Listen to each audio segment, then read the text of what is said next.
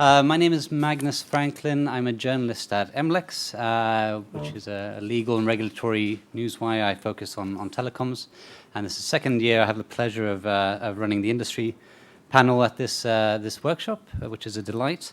With us for this panel, we have Paul Cording, Consumer Policy and Content Standards Chief at Vodafone, Henk Mannekens, European Regulation Manager at BT, and Antonio Amendola from AT&T, Managing External Affairs.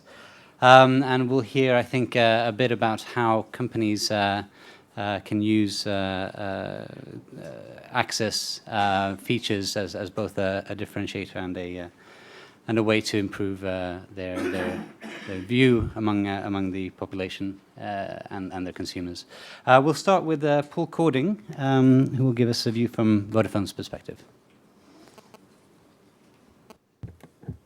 Hi, good afternoon, everyone. I'll start off with a brief introduction to Vodafone, just in case you need it.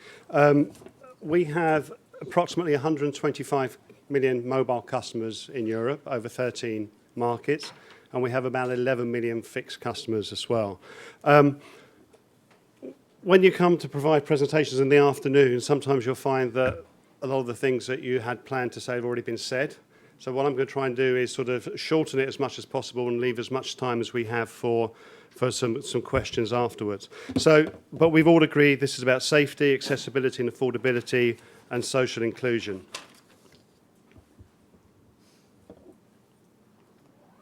So what Vodafone, but industry was asked to come along today and to talk about the problems they have in implementing the requirements, how they work with NGOs, and also what they think the future is. So this sort of slide, I think, again, disability is increasing. A lot of that is due to the fact that we're living longer. So as well as specific groups, and I just talked about this at lunchtime, as well as specific groups, we have an aging population. And I think one of the issues with that, which I'll come to talk about more, is digital literacy. So actually, where before we were talking about access to phone function, access to support, we can use mobile to increase people's independence and people's inclusion. But actually, there's a digital sort of divide there and a gap there, and some of the people that can benefit from it are actually not actually using the services at the moment. So what I'd like to do is just go through a few of our markets and what they're doing. Different countries, different approaches, and just pick out some of the bits and pieces to really highlight. So I won't go through necessarily each slide in complete detail. What I would say is that we had an internal accessibility workshop about a year ago, and these slides have been stolen from each of the markets. So there's a few spelling mistakes in there and a few things. But if you have any questions, then please ask me. So is anybody here from the Portuguese regulator? There we are. So great. I was slightly, because we also, the regulators that presented this morning, the UK, Ireland and Romania, were also in those markets. So this is slightly uncoordinated, but if you have any questions afterwards, please ask. So and what I would say right from the start is that we do not have harmonisation across our opcos in Europe. And I think there's a general question there concerning regulation and self-regulation and how harmonised can it be. Countries have different approaches from a governmental point of view, but also from a consumer point of view. So if we take Vodafone Portugal, for instance, so they have text-to-speech software. They also have, which goes about the independent living piece, they have a mobile app which allows you, when you're at the ATM, to actually get your statements, etc., and things through your mobile. Affordability we've spoken about. And then also, I think we talked about what's one of the most difficult things. One of the most difficult things, I think, is the actual retail customer care piece. And we spoke, or Katie spoke this morning about resources and having 2 or 3 text relay services in one country. It may not be particularly efficient, but we also have to start looking at the fact that actually we need to train people in each of our retail outlets. And again, the point is that a lot about training is frequency of interaction. Yeah.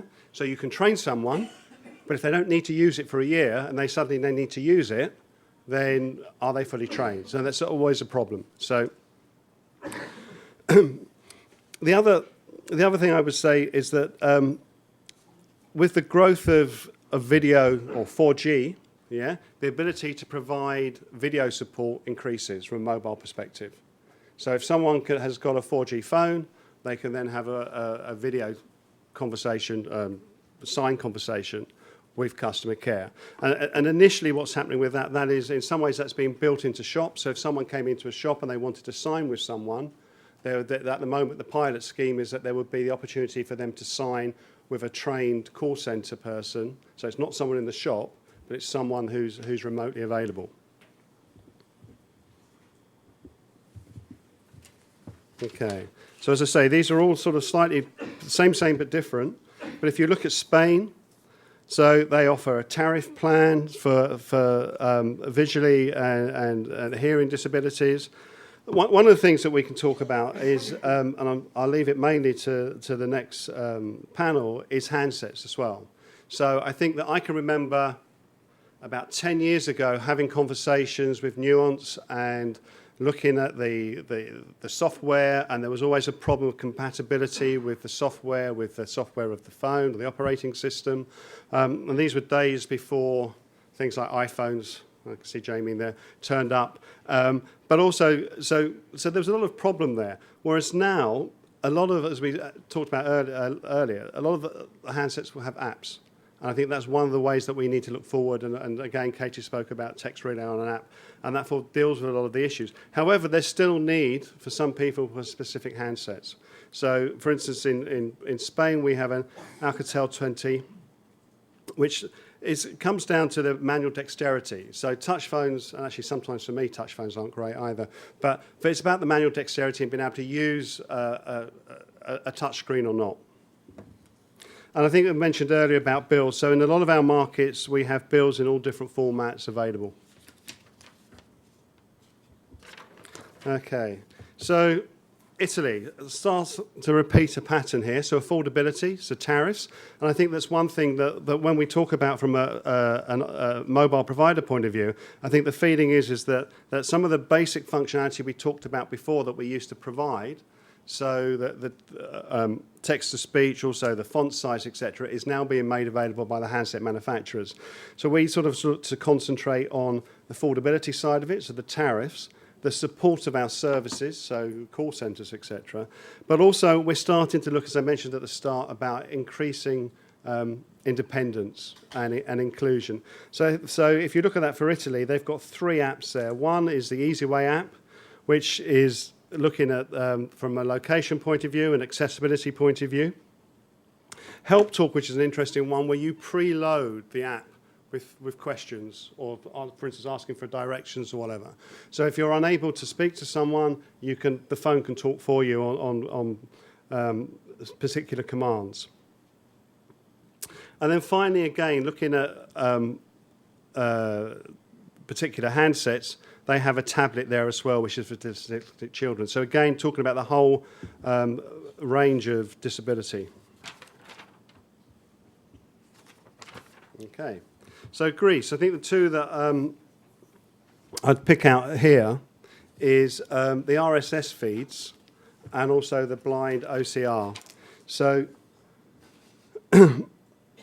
one of the things that we're saying is that actually a lot of information now comes through from RSS feeds and text, etc. So for blind people, it allows them to have those read to them. And also, I mean, it's interesting what Andreas said earlier, actually. I don't know if Andreas is still in the room. Hi, Andreas. Which is that actually a lot of the facilities and capabilities made available are actually for blind people. So again, within Greece, we've got the optical character recognition, which allows the users to convert images and PDF files into accessible, readable text. So one of our markets which were on the panel this morning was the UK. So I think that there's a couple of things here that I would mention. It's obviously one is which hasn't been mentioned in the previous ones, is the free directory inquiries, which is obviously very important, but also priority fault repair. And it's something we have in the UK, this is fixed only, but in a number of our markets, we have that as a priority. So if someone is registered as disabled with us and they have a fault with their phone, that has a priority to be fixed.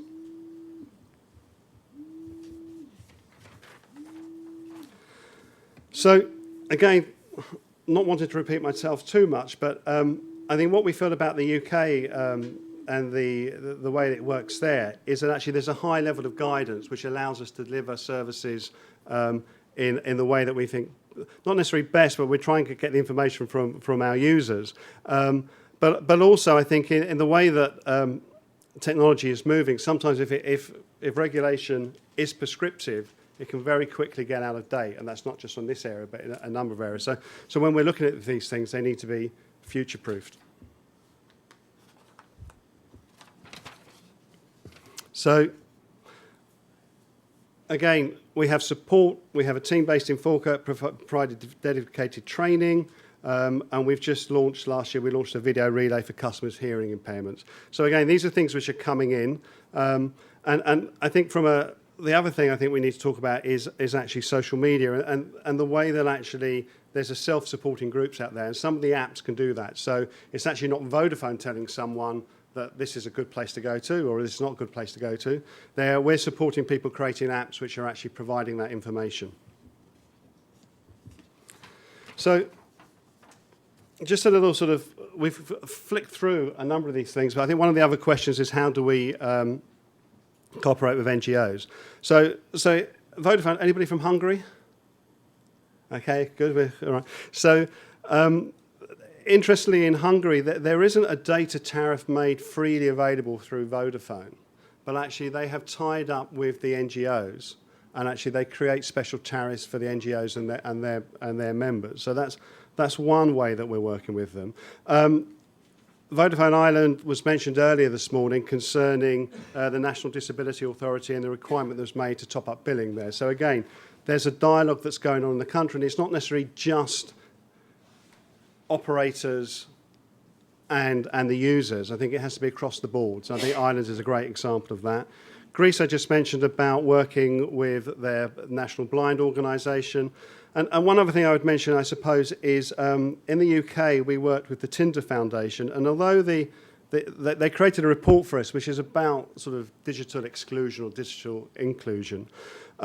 But I think one of the things we need to look at, I touched on earlier, was the fact of the correlation between the elderly and the disabled. So as you get older, as I know, you start feeding things. So, and also the level of poverty and disabled, and also the level of poverty and elderly as well. So I think we have to take that as an overall view. And what Tinder came out with their report, which that they felt that mobile was a powerful tool for digital inclusion. For instance, in the UK, they were saying there's 13% of people not online at all. And why is that? And it's trying to get people motivated. As I mentioned earlier, the digital literacy is really important in this. Their recommendations were across the board. So for mobile operators, they said training. And as I said earlier, that's one of the more difficult pieces. But training is very important. That's just for training the staff, but also helping to train the users. So it was mentioned earlier by Andreas. I thought it was very interesting. You can do all this stuff, but actually people need to know how to use it. And that's a big step forward. So promoting the apps that are out there, supporting community groups. They had recommendations concerning local government and central government, and a lot of it was about training and comparison studies, so actually working out what works as well.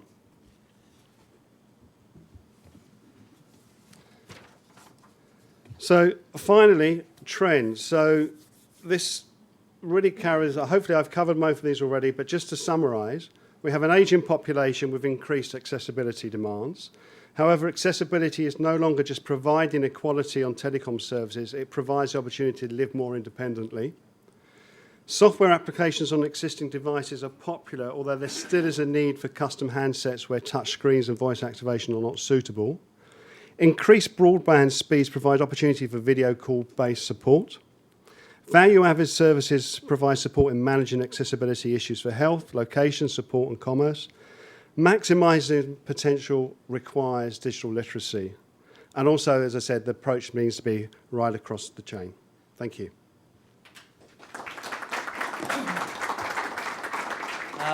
I'll take specific questions on the presentation now. We'll have a discussion later, so if you have broader questions, let's hold them. But if you have something you want to clarify or a specific question on the slide deck, I'm happy to take them now. If not, I think we'll move on, and then we'll take the discussion later on. So next up is Henk Mannekens from BT.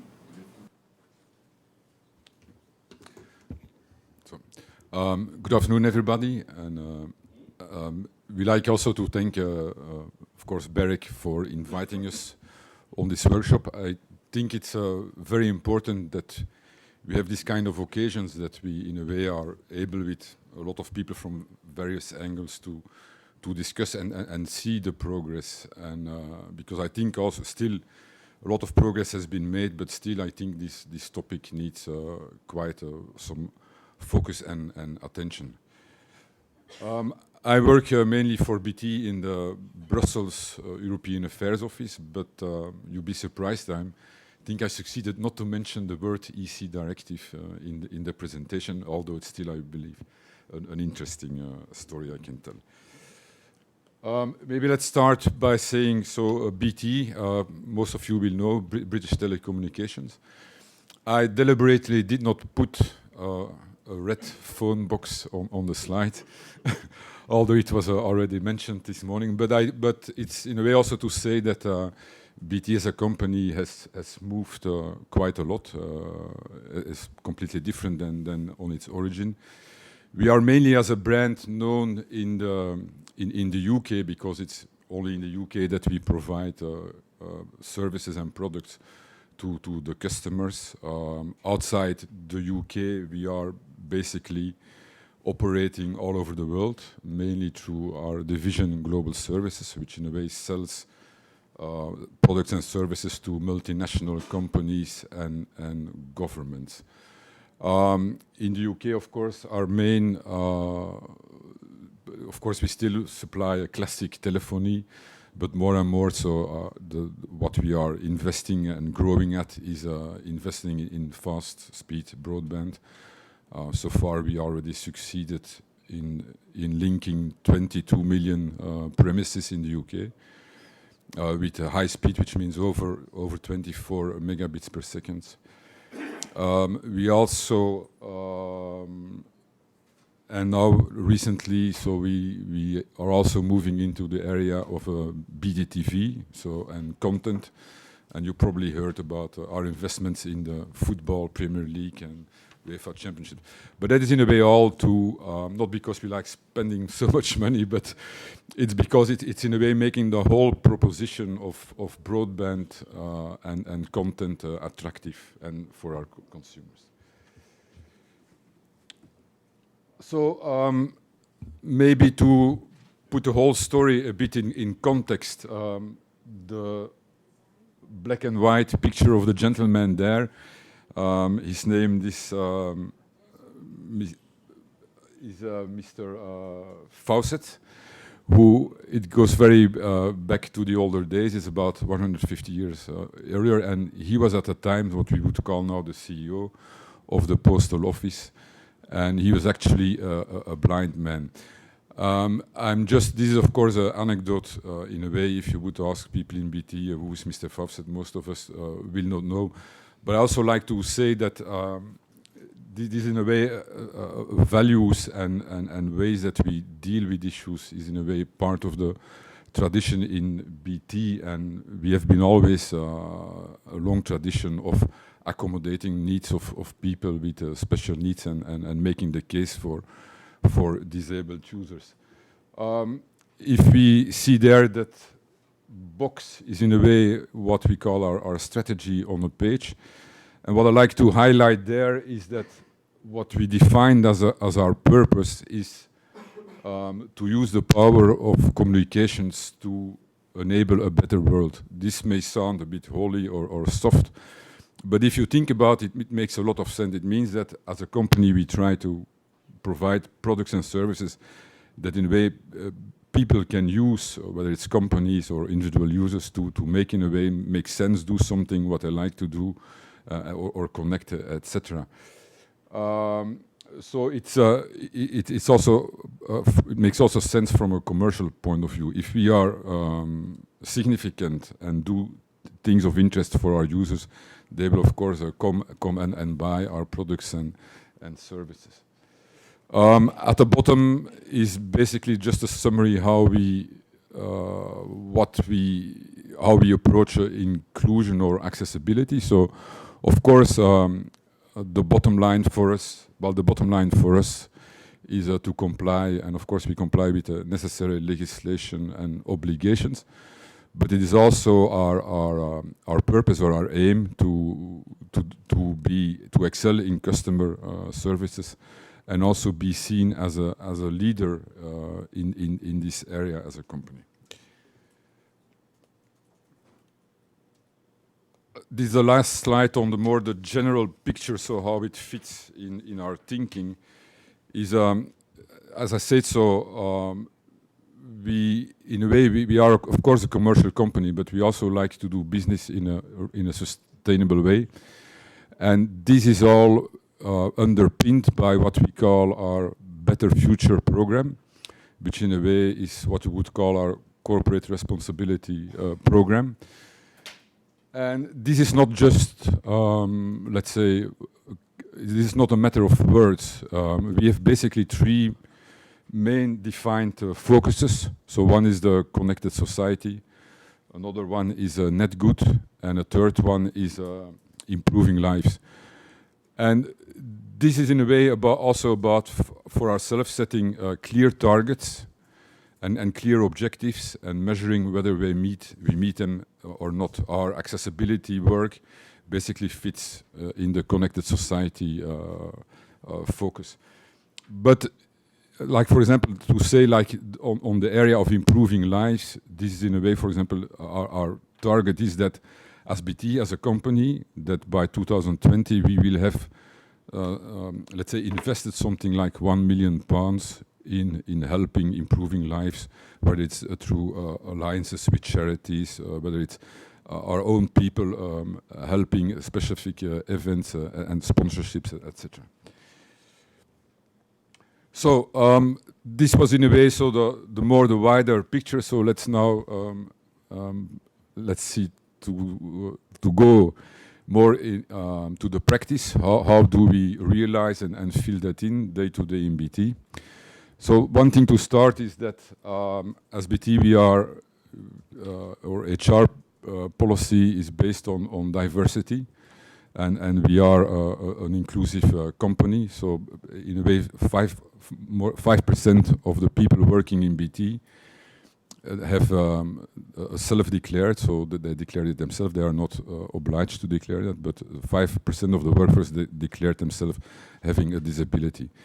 That means also that as a company we try to accommodate those people, and it is about supporting line managers by, for example, providing fact sheets around all different kinds of disabilities. It's also that we have a specific what we call a reasonable adjustment service, which is something like an in-house consultancy that looks at their people-specific needs, and we also partner with technology companies to in a way provide those people the necessary tools, etc., to do their job, given their abilities. Apart from another angle that we approach or we work on accessibility is in our research and development division. So we have a big research park in the UK, in Industrial Park. And one of the inclusive design and societal benefits is one of the 15 R&D teams that we work around in SBT. I just like to mention just one example. We have been, it's a bit, maybe a bit older, but still, we have been working like that with Cambridge University about, and at the time, so we developed what we call the inclusive design toolkit, which I think is still a nice piece of work, because in a way, it is in a way a guide, it's a tool for mainly directed to people in marketing and sales, and to in a way to stimulate different kind of impairments, and then people can judge and see how their products are experienced or used or less usable in case of specific impairments. I still, if you are interested, maybe take a look to that. Something what I think, this is another example of work that we are doing, and I believe it's an interesting case. So recently, one of our business units, so global services, they started with their own what we call BT accessibility practice. And it's because from the experience that we gained on accessibility, it's in a way, it's a service, it's some kind of a consultancy that we now do for external companies. And for example, the Department of Work and Pensions in the UK is using us. It's in a way, so what we do is in a way auditing the organization itself on all the different areas of accessibility, and then see where the adjustments are needed. So basically, it's much like a lot of work about installing new kind of quality parameters or standards like ISO 14000. So you check the organization, you see what is missing, you do the adjustments, and you install some kind of management system. But I think it's interesting because it also shows in a way that in the UK there is a wider interest for accessibility. I believe it's probably coming from the existence of the non-discrimination legislation, the UK Accessibility Act, which in a way forbids businesses to discriminate against disabled users. There is also, of course, within the perspective of an aging population, there is, of course, certainly in the UK, more interest for making your services and platforms more accessible for a wide range of people. And there's also, but I'm not going to detail that, there is also, of course, a story about productivity and lowering costs, so about employing your people, even if they are, let's say, people with impairments, to employ them better, because disability, in a way, it's quite more widespread than we think in organizations, and it's better to cope with it and deal with it in a positive way than just let it, well, ignore it in a way.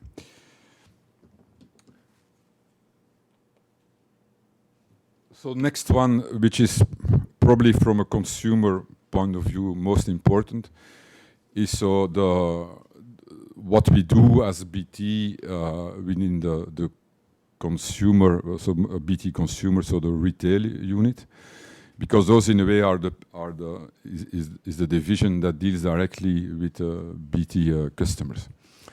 So they have a long tradition of providing accessible products and services. So a classical example is the BT big button phone. Of course, there are now even more modern versions of that, but this was in a way really, you see a design that was focused for more elderly people, which is ease for use, etc. Apart from, I would recommend, because the slide does not honor, I would say, the work that those people do, I would say invite you maybe take a look at that the Including You website. It is very well made, and it also in a way shows what you need to do in order to sell and service people with special needs. The website contains a lot of information, very qualitative information. I think in the case of accessibility, it is not only, of course, you need to have the products, but you also need to supply the people and the people that supporting those people with good information so that they can make a selected choice. So basically it's about, you also have to educate and show the people what is possible and what is not possible. Even ourselves, so we have very sophisticated devices, but we just can only use 10% of the abilities. In this area, it's even more important that you do that. Also, I think an interesting point is that those products and services can be tested. We have around 200 independent centers where people can come and test before they buy. This is a slide I will not spend too much time on it because this was in a way already covered by Katie this morning. It is of course a very important development in the UK. It's the introduction of the next generation text service platform, so the text relay service, which is now put, let's say, into more modern context, like it was said. So now people can use almost any device to connect to the text relay services. It is also, of course, you can use it mobile, so you're not longer fixed to your home or to specific or specific proprietary equipment. What is important to underline is, so as it was said, so it is basically the platform was put or designed and implemented by BT, but the cost of running the service, also the cost of development and running the service, are basically spread across all the telecommunication companies that have an obligation. And the cost in a way are spread according to the use. So in a way, if a person from Vodafone uses this service, the cost of the specific service will be paid by Vodafone. In the case of if the call is originating from a BT line, it will be BT who is paying. So there is a proportionate distribution of the cost. Okay, so this is apart from our, let's say, internal organization and of course our technology and products and services. What we also believe is very important element in our policy, or is crucial in this debate, is that leading companies in a way show where they stand for. So basically we are opposed to exclusion, and we want to make and we also want to somehow enhance the perception about abilities and disabilities, and that's why we sponsor events like we sponsored the Paralympics in 2012 in London, and we also sponsored the Paralympics in 2014, because this in a way shows that big organizations stand behind, let's say, the cause. And also we believe that by showing as BT that we are working on this case, we also hope that other companies, and that's a fact, are joining up and so basically creating an environment that is more perceptive and willing to do something on accessibility. For that we are not working on our own. We are liaison with a lot of other companies in partnerships, like we are member of have been sharing as well the Business Disability Forum. We also work with One Voice for Accessible ICT. This is basically task forces developing best practices. So this kind of important forums to exchange information. Also for us as BT, important is we work with an external panel who reviews our digital inclusion policies. So this is in a way ends my presentation. So I just wanted to maybe it's a bit out of not too much focused on the regulatory angle, but I wanted to say that for accessibility requires a wide range of actions and policies. To say so, values and strategy are important. We consider technology, of course, and best mainstream technology. Legislation, to the extent that best is to have it at a horizontal level. We don't think that very technical, detailed legislation does help the case. and so also, like I said, community engagement with the community and with the stakeholders is another important dimension. Thank you for those. Yeah, thank you for your attention. And I'm on all those elements. If you would like to have some more details, there is my email address, and I will be very happy to bring you in contact with the people in the UK who can give you even more information. Thank you.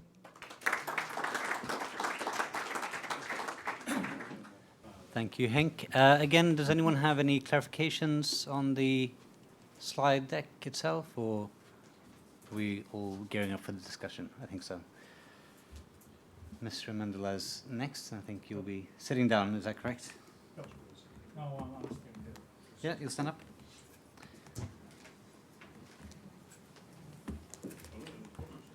Thank you. So I have to be very frank and with you and tell you that I'm not the biggest expert on accessibility here today, which was very good for me because I really learned a lot so far.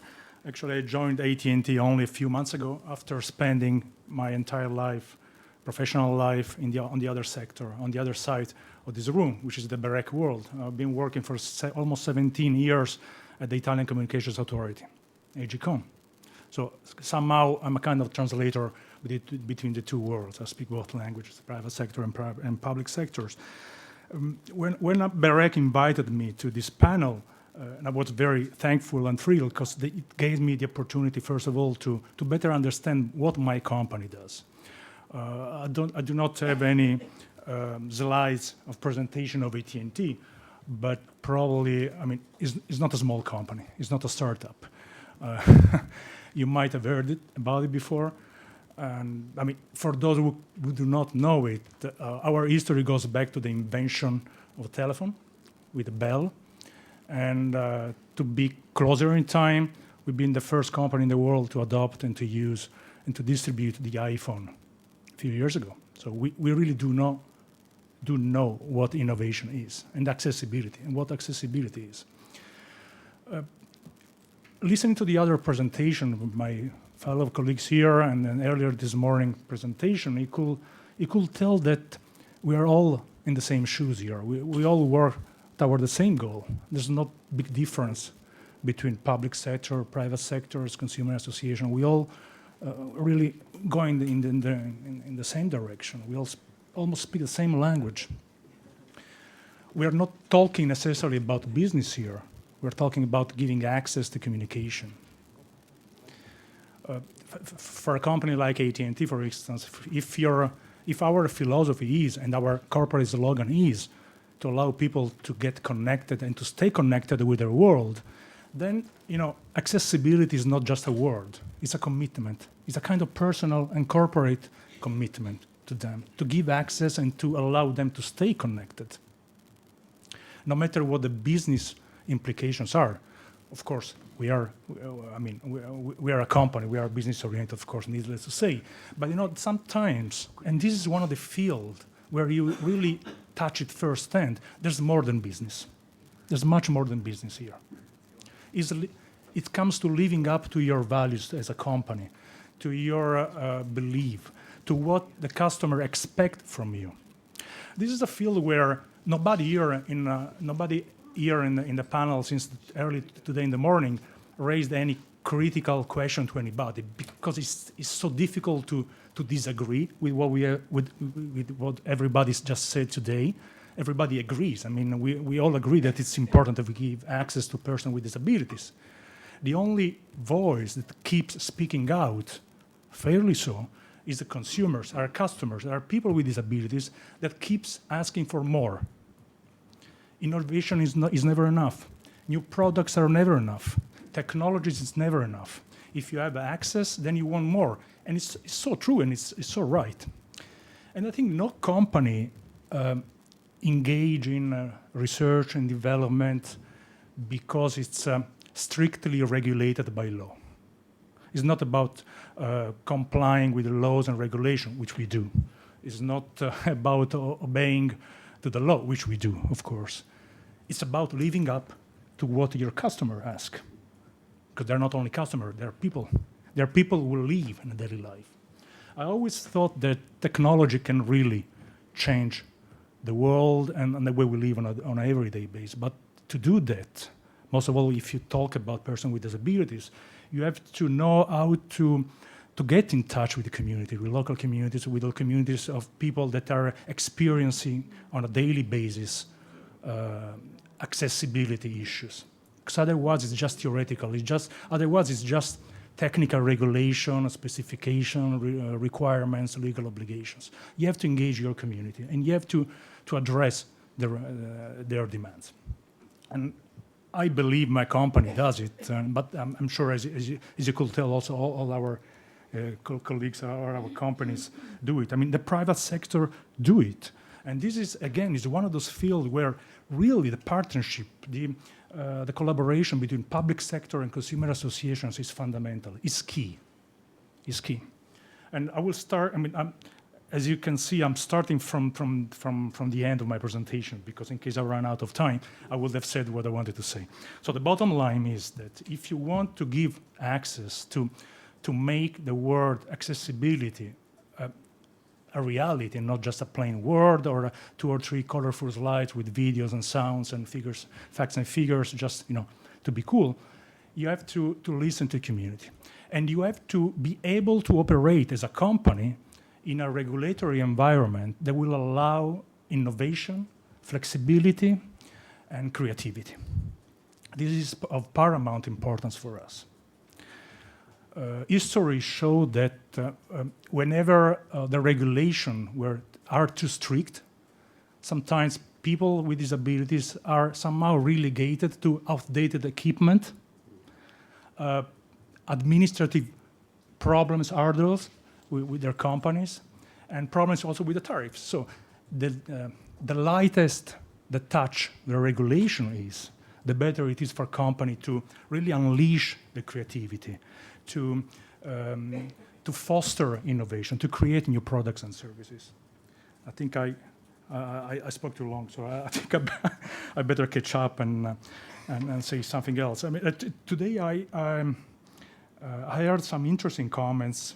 The first one was from Mr. Catani. He said that some NRAs are too business-oriented. Good. Coming from a company, I can only welcome that. But I see your point. It's fair. But at the same time, as I just said, I mean, at the end of the day, the products, new technologies, do not come out of the blue. I mean, have to be created by somebody. So at the end of the day, it's the private sector who do that. And I think it's the role of the NRA to put in place the best regulatory environment for the business to flourish, and at the same time to allow the customers and the consumers to better enjoy the benefits and the social benefits of the result of it. And something else that I found very interesting in hearing was that phrase, users are unicorns. That's so true. That's so true. And again, this brings me back to the concept of flexibility in the environment. If you didn't have a flexible environment, you could not deal with all the unicorns. They will be just horses. It's like if the state or the government or a regulator will just define the taxonomy of the unicorns, just not being able to cope if a new unicorn comes around. So, I mean, indeed, users are unicorns, and I'm sure the private sector really understands that. Okay, just let me, I think I'm obliged to say something about AT&T and what we do. Sorry, because this is... we are not in Europe. We do not provide telecom products in Europe yet. But I was kidding, eh? Because whenever we say something like that, somebody reacts. We're basically based in the US, and in the US, we, as our products, we only in 2014 we offered over 85 hearing aid compatible devices, and of course, almost all our new smartphones have screen reading capability and voice input capabilities. Some of them have speech output, most of them have voice commands, and so on. Also, when it comes to to TV content, of course. I mean, not to mention closed captioning, of course, subtitles. Plans. Of course, we offer wireless plans tailored to the needs of persons with disabilities. One of them is called Text Accessibility Plan, offered on most of our products, and it means that a deaf customer can take advantage of wireless services for less. And this just reminds me, but this is absolutely, I'm off the record, I'm wearing out my hat of AT&T. I remember in Italy at the end of the 90s, or probably was like 2000, 2001, there was a small operator or telecom operator who started marketing pretty aggressively discounted tariffs for people with hearing difficulties in exchange of some advertising to be heard over the phone. In a few weeks, I don't remember how many, but it seems that more than half of Italy had some speaking problems, like stutter problems, because many people pretended to have some problems to get a discount. You know? So you have to be very careful when you address these issues, because this could be tricky. But there was a joke. I mean, it was a serious situation, but of course it bankrupted because didn't have a chance. Billing. We offer, of course, we try to offer bills in alternative format, such as large print or braille. And I mean, this is the same for all our company. All our company are engaged the same way, at the same level. We all offer this kind of program. What I think it's interesting for me to tell you is that we try to embed within AT&T a culture of diversity and a culture of accessibility. We engage with communities on a daily basis. We try to understand what the challenges are. We try to understand what accessibility issues are. For instance, we have this one, we have two teams. One is an internal and another one is external. We have all the expertise that are needed to address the company and to direct our research and development labs. You might have heard about AT&T labs, are probably among the most advanced and innovative labs in the world. One team is called Team on Access and Aging. We take aging very seriously. Our society is a society that is getting and becoming progressively older and older, which is good, but it takes and imposes on everybody some serious thought on how to address those issues, both socially and technologically, of course. So the team is composed by our own employee around the world, and they provide our company with guidance on new products and services and what they think we should develop in the future. Then we have an external advisory panel on access and aging, composed of external experts and representatives of national disability and aging organizations. And again, this falls within the outreach activities that most of us engage on a daily basis. The two teams fall within the Corporate Accessibility Technology Office, which is the main umbrella. And we also have a National Center for Customers with Disabilities for the wireless activities, and Disability and Aging Center for the wireline and the UVerse services. UVerse is our content platform. Now, I think I'm running out of time, so just let me finish. I have a short video, but it's on YouTube. I don't know if I can try to show you. Let's see.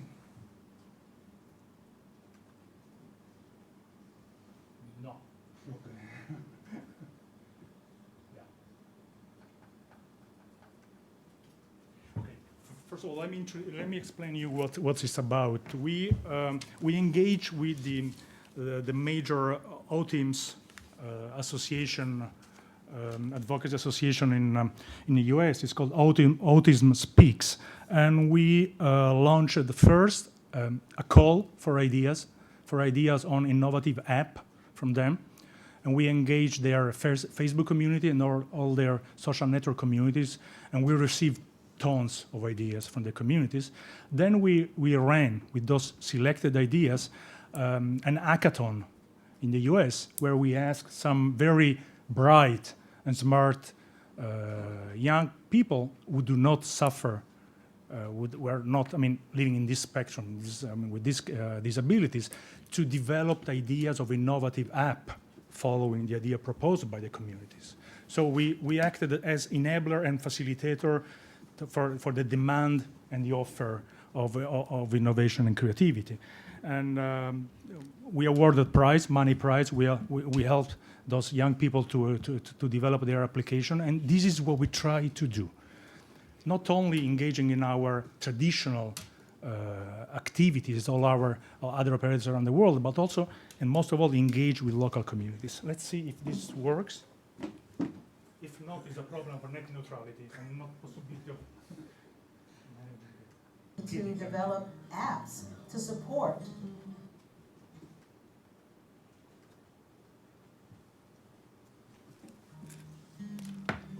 We're at the AT&T Hackathon for Autism. We team with Autism Speaks specifically to develop apps to support people with autism. We leveraged our large social media presence to acquire tons and tons of crowdsourced ideas from the community. We received hundreds of ideas in. We were very pleased with that.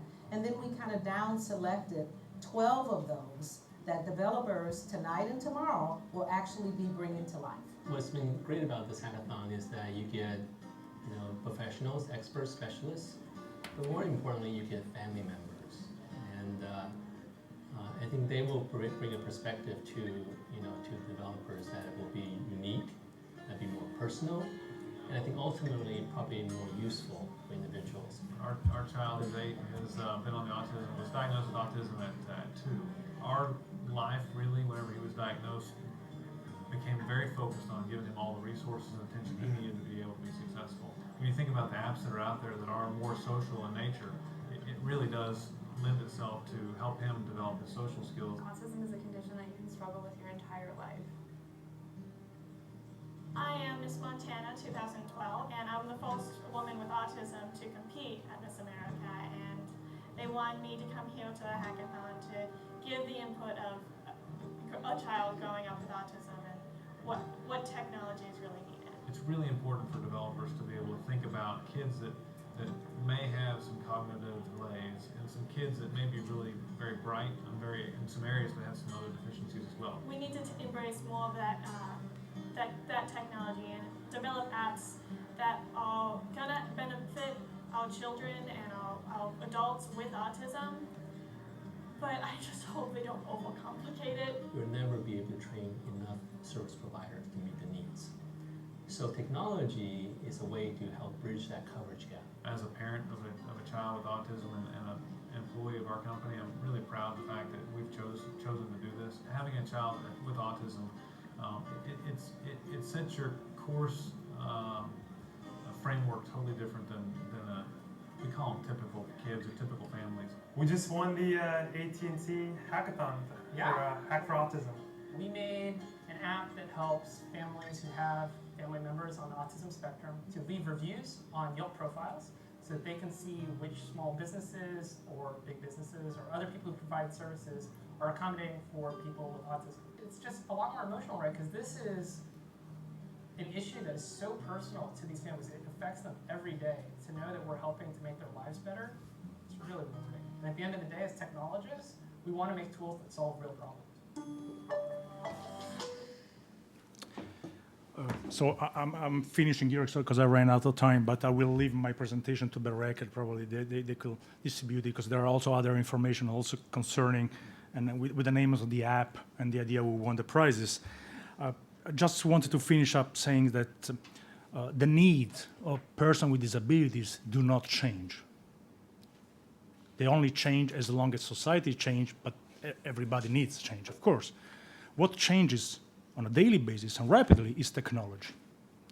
And if we really want to profit from what technology is offering on a daily basis and keeps offering new and new and new, we really and desperately need a flexible, open and growth-oriented environment. Thank you very much.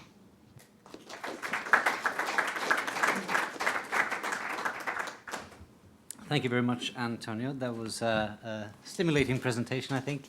And I think we have much to discuss.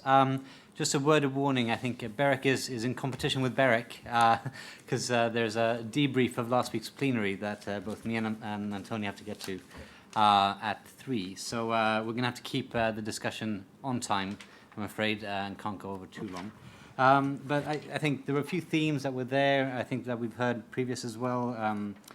Aging population is on everyone's mind. Technology is evolving. I think things like 4G video calling was not in the slide decks last year because there wasn't no 4G to speak of, really. So that's interesting to note. And one question I want to kick off with for Vodafone, I guess, primarily is, you noted the different approaches in different countries. Why have different approaches in different countries? Is it because of the cultural differences amongst countries? Is it a regulatory-driven set of differences? Why not just do the same thing everywhere? It's an interesting question. So I would say that I was having a conversation actually just before lunch about the impact of regulation. And does regulation, and this is Antonio, does regulation create a minimum standard, but everyone says, I've ticked that box and off I go, yeah? And or is it a case that in particular markets, so the reason I asked about, for instance, to be completely candid, the reason I asked about Netherlands earlier was I said in my presentation about a year ago, we did an accessibility internal workshop. And the first step of that was sending out a questionnaire. And there was about 20 questions like, do you do this? Do you do that? Do you do that? How do you do this? How do you do this? Whatever. And Netherlands came back and said, tick in the box, KPN does everything. Okay? You know, so there's universal service, KPN do it, so we don't have to bother. Okay, now that may not be particularly true, and we were sort of going through, but that was the point. Whereas and the other question I asked in the questionnaire was, is this a regulatory requirement, or is this something you're doing off your own backs? And in most cases, so if you look at, I mean, we've got people here from the regulators, they may tell me I'm wrong, or the information I've given wrong. In most cases, the information I was given back is being done off their own backs. Yeah?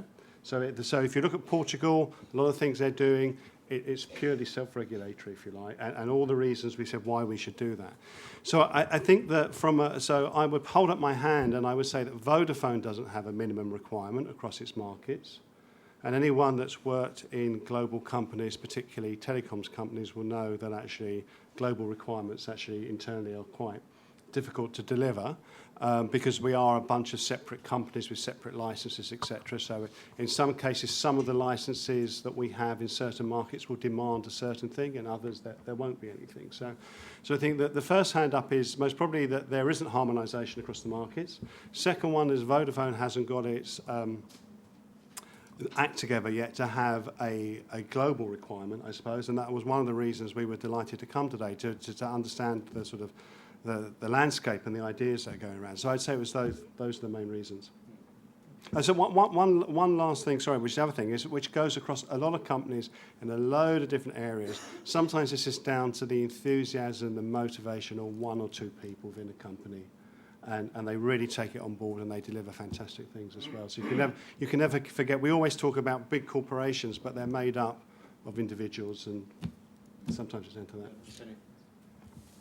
Thank you, Henk. This is so true. I mean, speaking for a huge global company, I totally agree with you. I mean, try to be in the shoes of a young startup in Europe. Dealing with 28 regimes is difficult for us as AT&T because we are active in Europe with our business customers, not consumers. But imagine for a young startups, it's crazy. You totally need harmonization in all fields of our business. So I totally agree with you. And as for the individual role, again, I totally agree. And when I ask my team in the US to provide me some information, some slides for the presentation today, my colleague who's in charge of these activities, she's blind, and she not only is one of the greatest experts on accessibility, but she's totally passionate. She's really engaged me for 10 days, which is fantastic. I'm so thankful for BEREC and with her because I learned a lot. But it was just thanks to her. So I totally agree. It's people. At the end of the day, even the largest company is made of people. Okay, I'm happy to open up to the floor. Of course, you're the ones with the most pressing questions. Please, I'll start here. Do we have a microphone? Yeah, we have a microphone. So 1, 2, lots of questions, so please.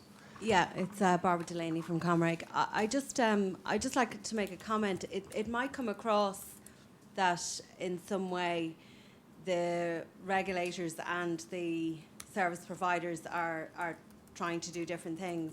So from my perspective, I just wanted to say that if the measures are in place, they won't be mandated. So our approach was a voluntary regime. I think the issue is that in some cases that different operators did not fulfill that invite to fulfill them voluntarily, and as a result, to ensure there was also equivalence across service providers, if you understand. So I don't think we're kind of at odds with the whole theme, and that we all are trying to do our best. I suppose the issue is that the measures are not coming as quickly as we would like in some areas. I'll take 2 more questions and then we can ask the panel. There's one over here and there was one in the front, but one, yeah. Thank you. Very quickly, in Europe, in the European Union, we try and we ask for binding legislation.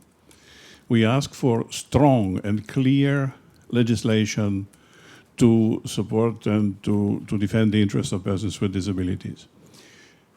In the United States, and this is extremely interesting to point out, in the United States, the development of the telecommunication accessibility for persons with disabilities has started with the famous Accessibility Act.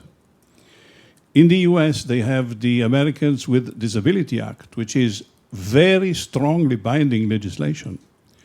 In the United States, they have Section 508, which is practically developing a so strong support for persons with disabilities that a company which produces an inaccessible, an unaccessible instrument will never sold it to the public administration, to the federal administration in the United States. So I think that the good results that AT&T has obtained and has illustrated today here is because in the United States there is a strong legislation and not just something which relays on the goodwill of the companies. Thank you. Thank you. And there was one here at the end, and then we'll bring it to the panel. If you can introduce yourself as well. Thank you very much. What I'm going to say actually connects to what we've just heard, in the sense that I'd like the panel to explain what I think is a bit of a contradiction and inconsistency in some of the messaging we've been hearing here. Because on the one hand, we have a call for the lightest touch regulation possible, which, by the way, we all know how successful that was in the banking sector, for example. While at the same time, mention is made of these 85 hearing aid compatible devices that are being sold in the US, and what a nice example of innovation that was. I was very closely involved in this piece of work, including in the technical work of it. The only reason that innovation happened was because the FCC turned around and said, we have enough of US industry telling us we cannot do this, this is a technical problem we cannot overcome, and saying, you are going to do it now. We don't care anymore about these explanations. I'm afraid I might have contributed a little bit to that because I wrote a technical paper on how you could do it. And so ultimately, the fact that this innovation took place was innovation which was clearly driven by regulation. We would still today be in the same position as we were 15 years ago.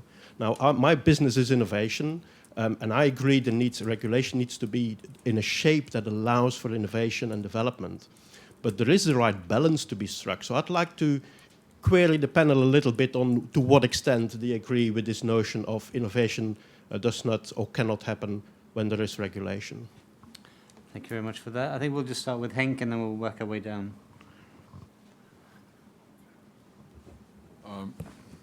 Well, yes, there are a number of issues raised here.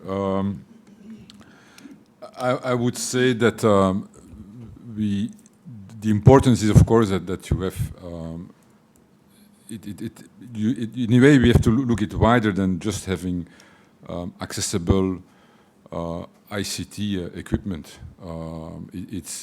we also see that that the discussion about inclusion and accessibility is a discussion that goes much wider than just pure the telecommunications or technology industry. There is no. It's useless to have devices. Well, you need this kind of devices, but you also need to follow up and the implementation and the uses of the devices across the whole society. And therefore we think we are more